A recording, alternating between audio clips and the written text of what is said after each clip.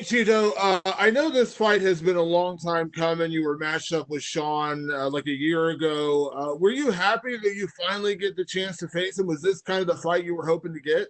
Honestly, like as I said before, like I'm just happy when I get the call. Whoever is in the other side of the corner doesn't matter to me. And when they offered me the fight, I was like, yeah, let's do it because I had a different fight before I get offered this one. But then they called me, they're like, hey, what about this? I'm like, you guys signed the contract, I signed it. Dog doesn't matter who's the name in the next side. And I know that there's been a lot of talk leading into this fight, but from what you've seen out of Sean O'Malley, have you been impressed by him at all?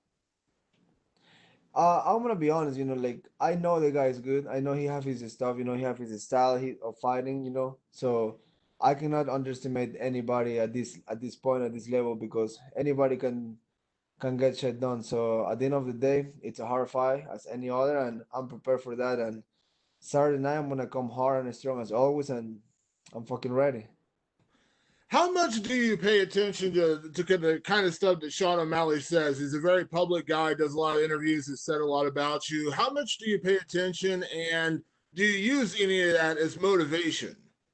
Oh no, the all the motivation came from myself, from my heart, from my family, from achieving my goals and get stuff done for me and for the people that I love. And then the rest, is just part of the show, part of the business. It's fun. I enjoy the process. I enjoy all the shit talk, answering stuff. But I do it when I feel it, and sometimes I don't fucking feel it. I just want to fight, and that's why I like to be active and be able to do this every 2 3 months because I really like to compete, and that's what really matters to me. What my opponent has to say or not is good because I build the fight, put us in a good spot. But at the end of the day, the cage is gonna be locked, and then it's the time that I really have fun. When I'm able to compete and try to fuck somebody up. What do you make Sean coloring his hair in the colors of the Ecuadorian flag? Well, that's a good question that a lot of people ask me, but honestly, I don't really know. It could be Venezuela, it could be Colombia, it could be Ecuador. You don't have the logo on that, so I don't know which country he dyed his hair, but good for him. I have yellow or blonde, so I'm supporting all the yellow flags out there. So good for him. We're free to do whatever the fuck we want. That's why we pick this sport because it's not like a regular job that somebody tell you what to do and when to do it. So good for him. So if he's trying to do it to try, and because obviously being from Ecuador, it doesn't bother you. Oh, my skin's thicker than his mom, so I'm good with that. It's hard to get in my mind. I was the youngest in the family. I got a lot of fucking bullets, like my brother, my everybody. So we grew up fucking a lot with each other. So I'm good in that side. Win, lose, draw, whatever. I'm here to fight. I'm here to put in a show, and Saturday night, and you know, my paycheck's gonna grow. Thank you, Cheetah. Best of luck. Thank you, brother. I appreciate you. And we will take the next question from Gabriel Gonzalez with Cageside Press.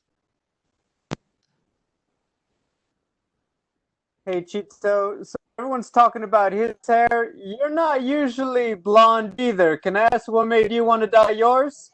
Uh, in this whole when the quarantine started, I've been dyeing my hair. Well, my hair was pretty long at the beginning, so when I shaved my head again and went back to normal me.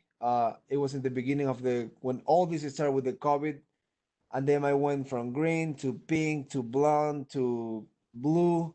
So in the quarantine, I'm not saying I was the first fighter that dyed his hair because that's not true. We got Chris Levin many years ago, but I was one of the first ones on this era that I started redoing it, and I kind of like enjoying it. I kind of like was having fun with changing my colors every week because I was fucking bored. But now, I just I just go by feeling. Last week it was pink, and then before that it was like almost white. So I'm just I'm fucking around. There's nothing else to do besides fighting and dyeing your hair and get tattoos. Have you gotten new tattoos lately?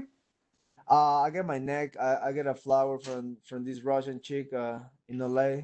So, tattoos are cool. You better be getting a bunch. All right, I got you. Hey, it's a fun time to be a bantamweight. I mean, you've got a big three up there with Peter Yan, Marlon Moraes, and Aljo. Ask, how do you see all that playing out? When it's all over, which of those three do you think is going to be at the top? I really feel like Alju is the next in line. He's been working his way up since he got couple tough losses, but that's something that I admire when somebody grind his way up and gets shit done. I feel he's next in line. Peter Yan did a really good job getting the belt, but he's beating a past prime guy.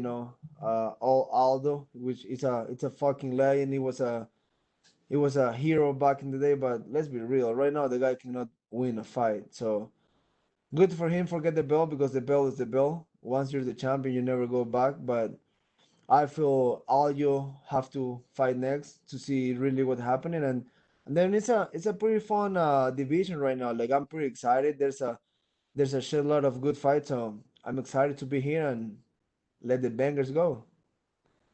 Obviously, if you get the win Saturday, it would be a big deal. Can I ask, up until this point, what has been the coolest moment of your career, either MMA or grappling?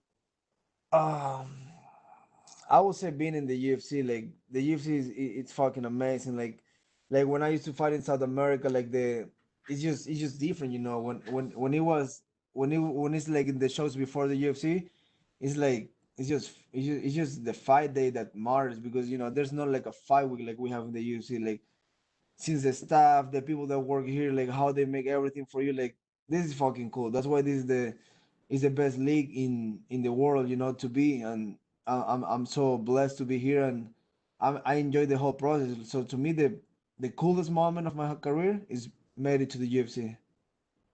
My final question for you, Chito. Obviously, you've imagined pulling off that upset, ending the hype and all that. When you think about the fight in your mind, how do you finish Sean O'Malley?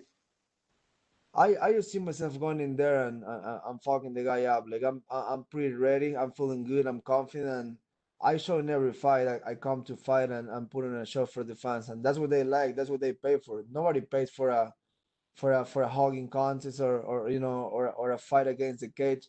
People pay for a fight. They're maniacs. They love bleeding. They love fucking exchange. So I'm here to put on a show. I'm an entertainer, and that's what I'm gonna do Saturday night. Thanks, Chito. Thank you.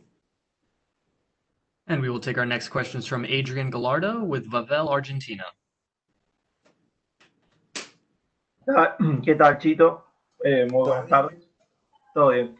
Bueno, quería preguntarte cómo fue la preparación para esta pelea. Pues la preparación fue como todas, ¿no? Fue muy fuerte, con mucha dedicación, manteniendo un campamento bastante serio, bastante fuerte y me siento bien, me siento cómodo, me siento tranquilo y estoy en muy buena forma.